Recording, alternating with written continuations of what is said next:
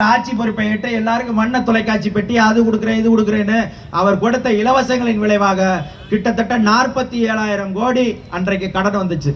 திருப்பி ஜெயலலிதா அவர்கள் ஆட்சிக்கு வந்தாங்க. 10 ஆண்டு காலம் ஆட்சி 45,000 கோடி இருந்ததை 4.5 லட்சம் கோடியாக மாற்றியது அனைத்து இந்திய அண்ணா திராவிட முன்னேற்ற கழகத்தின் சாதனை. கிட்டத்தட்ட 4 லட்சம் கோடியை 10 ஆண்டுகளில் வாங்கி வச்சுட்டு போனார் எடப்பாடியும் ஜெயலலிதாவும். அதற்கு பிறகு 2021 ஆட்சி பொறுப்பை எடுத்த மதிப்பிற்குரிய முத்துவேல் கருணாநிதி ஸ்டாலின் அவர்கள் பாஜக என்கின்ற ஒரே ஒரு பூச்சாண்டியை சொல்லி, இந்தி எதிர்ப்பு என்கின்ற ஒரே ஒரு பூச்சாண்டியை சொல்லி அவர் வாங்கி வைத்திருக்கிற கடன் தொகை மட்டும் 6 லட்சம் கோடி. 5 ஆண்டுகளிலே 6 லட்சம் கோடியை கடனாக வாங்கி வைத்திருக்கிற இந்த அரசு உங்களுக்கு தேவையா தேவையில்லைன்றதான் கேள்வி. 4.5 லட்சம் கடன்ல இருந்து 10.5 லட்சம் கோடியாக கடனாக மாற்றி வைத்திருப்பதுதான் திராவிட முன்னேற்ற கழகத்தினுடைய சாதனையை தவிர மக்களுக்காக இதை செய்தேன். சரி, 6 லட்சம் கோடி கடன் வாங்கின எத்தனை பள்ளிக்கூடத்தை சீரமைத்தார்கள்? எத்தனை பள்ளிக்கூடத்திற்கு இலவச கல்வியை மக்களுக்கு கொடுத்தீர்கள்? எத்தனை கல்லூரி கட்டினீர்கள்? எத்தனை மருத்துவமனை கட்டினீர்கள்? இப்பவும் போங்க, குளத்தூருக்கு போங்க, உலக தரத்திற்கு மருத்துவமனையை அவர் சட்டமன்ற தொகுதியில மட்டும் கட்டி வைத்திருக்கிறார். ஏன் திருவிக நகர் ஒதுக்கப்படுகிற தொகுதியா, பெரம்பூர் ஒதுக்கப்படுகிற தொகுதியா, இல்ல எழும்பூர் ஒதுக்கப்படுகிற தொகுதியா, சென்னையில வேற தொகுதியே இல்லையா? முதலமைச்சர் தொகுதி என்றால் ஆகச்சிறந்த மருத்துவமனை கட்டுவதும் ஆகச்சிறந்த சாலைகளை போடுவதும் தான் உங்களுடைய வேலையா? இந்த 6 லட்சம் கோடியில சிறந்த கல்வியை கொடுத்து விட முடியும் என்றால் கட்டாயம் கொடுத்து விட முடியும். ஏன் அவர்களுக்கு நோக்கமில்லை என்றால், அந்த பள்ளிகளையும் கல்லூரிகளையும் நடத்தி கொண்டிருப்பவர்கள் முன்னாள் அமைச்சர் பெருமக்கள், சட்டமன்ற உறுப்பினர்கள், பாராளுமன்ற உறுப்பினர்கள், முன்னாள் மத்திய அமைச்சர்கள் தான் கல்லூரிகளையும் பள்ளிக்கூடங்களையும் மருத்துவமனைகளையும் நடத்தி கொண்டிருக்கிறார்கள். அதனால் தான் இவர்களால் இலவச கல்வியையும் இலவச மருத்துவத்தையும் கொடுக்க முடியவில்லை என்பதை என் மக்கள் புரிந்து வைத்துக் கொள்ளுங்கள். நாம் தமிழர் கட்சி தான் ஒரே ஒரு கட்சி தான் சொல்லுது, தமிழ்நாட்டில் இலவசங்கள் முற்றிலுமாக ஒழிக்கப்படும். 3 தான் இலவசம்: தூய குடிநீர், தரமான கல்வி, தரமான மருத்துவம். தரமான கல்வி என்றால் சும்மா சாதாரண பள்ளிக்கூடம் இல்ல. இன்னைக்கு இருக்கிற மாநகராட்சி பள்ளிக்கூடம் போல நாம் தமிழர் கட்சியினுடைய அரசுல பள்ளிக்கூடங்கள் இருக்காது.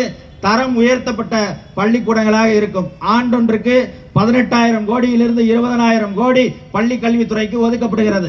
அந்த 20,000 கோடியிலே எத்தனை ஆகச்சிறந்த கல்வி கூடங்களை இவர்கள் கட்டி முடித்திருக்க முடியும் என்றால் கட்டாயம் கொடுத்திருக்க முடியும். இன்றைக்கு வரைக்கும் அரசு ஊழியர்களாக இருக்கிற ஆசிரியர் பெருமக்கள் எங்களுக்கு சம்பளம் போட காசில்லை என்று போராடி கொண்டிருக்கிறார்கள்.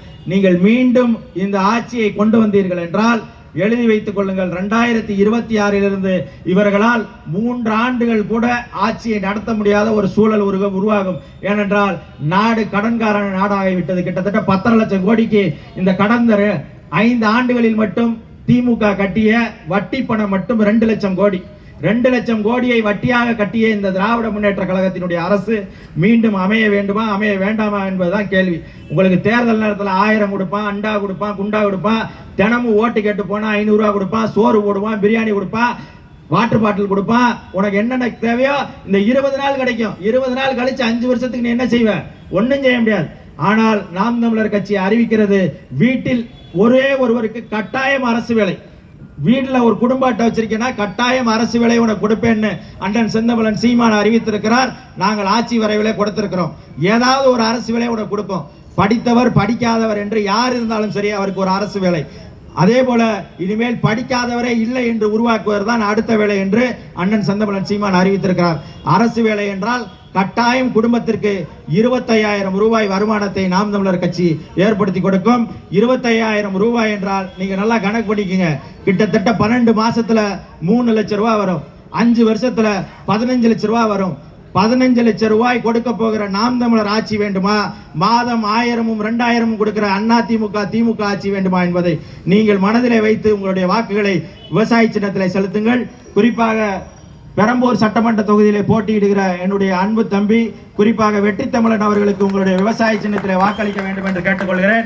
அதே போல எழும்பூர் சட்டமன்ற தொகுதியிலே போட்டியிடுகின்ற என்னுடைய அன்பு தங்கை சரண்யா இம்ரான் அவர்களுக்கு விவசாய சின்னத்திலே வாக்களிக்க வேண்டும் என்று கேட்டுக்கொள்கிறேன். அதே போல இந்த திருவிக நகர் சட்டமன்ற தொகுதியினுடைய வேட்பாளராக போட்டியிடுகிற என்னுடைய அன்பு இளவல் ஜெகதீஷ் சந்தர் அவர்களுக்கு வாக்கு செலுத்தி விவசாய சின்னத்தில் வெற்றி பெற வேண்டும் என்று வாழ்த்துகிறேன். அதே போல இந்த 3 சட்டமன்ற உறுப்பினர்களும் சட்டமன்றத்திற்கு சென்றால் கட்டாயம் உண்மையும் நேர்மையுமாக மக்களுக்காக களத்தில் நின்று சரியாக போராடுவார்கள், மக்களின் பிரச்சனைகளுக்காக கூட நிற்பார்கள், உங்கள் பிரச்சனைகள் அனைத்தையும் உங்கள் கூட நின்று தீர்த்து கொடுப்பார்கள் என்று சொல்லி விடைபெறுகிறேன். நன்றி, வணக்கம்.